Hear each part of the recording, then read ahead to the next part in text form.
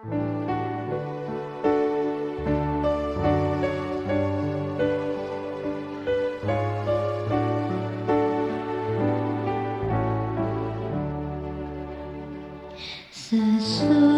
malam fajar mereka bersama Yesus, surga mulai. Habislah kerja, oh fajar mulia. Sesudah malam hari bermain. Sesudah malam pertemuan indah, tiada menangis, tiada kesal. Di negeri mulia tak lagi pisah. Sesudah malam hidup kekal. Shalom, pemirsa yang diberkati Tuhan. Bertemu kembali dalam seri Renungan Pagi. Sebelum mulai belajar, mari sama-sama kita berdoa.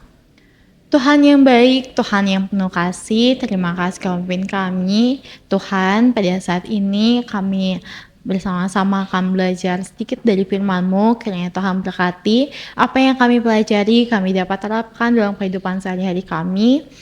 Dan kami dapat mengerti itu Tuhan. Ampuni salah kami di dalam nama Yesus kami berdoa. Amin. Renungan pagi kita hari Rabu 22 Oktober 2025 berjudul Saat Tersakiti Bantulah Orang Lain. Mari sama-sama kita membaca ayat hafalannya. Supaya engkau memecah-mecah rotimu bagi orang yang lapar dan membawa ke rumahmu orang miskin yang tak punya rumah.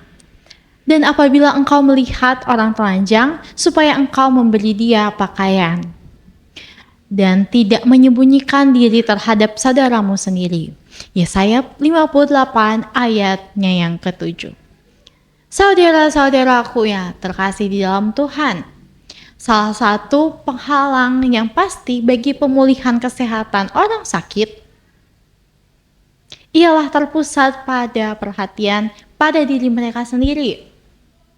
Banyak penderita merasa bahwa setiap orang harus mencurahkan simpati dan menolong mereka.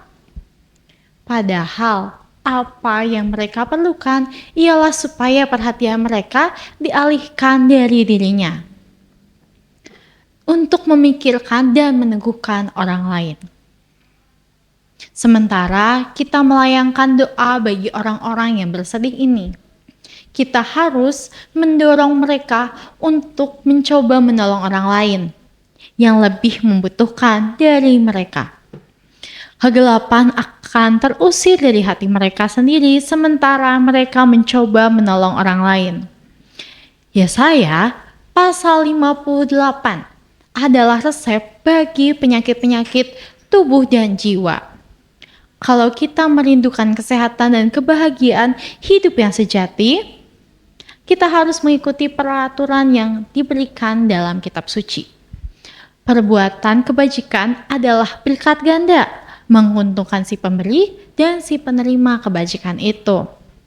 Kesadaran akan perbuatan yang benar adalah salah satu obat terbaik bagi pikiran dan tubuh. Apabila pikiran senang dan bebas dari perasaan kewajiban yang telah dilakukan, dengan baik dan rasa puas karena memberikan kebahagiaan kepada orang lain, maka pengaruh yang menggembirakan itu mengangkat jiwa. Memberi hidup baru kepada manusia seluruhnya. Biarlah penderita itu berusaha untuk mengharapkan rasa simpati dari orang lain. Saudara-saudaraku, letakkanlah beban kelemahanmu sendiri dan kesusahan serta penderitaan itu ke kaki juru selamat yang penuh kemurahan.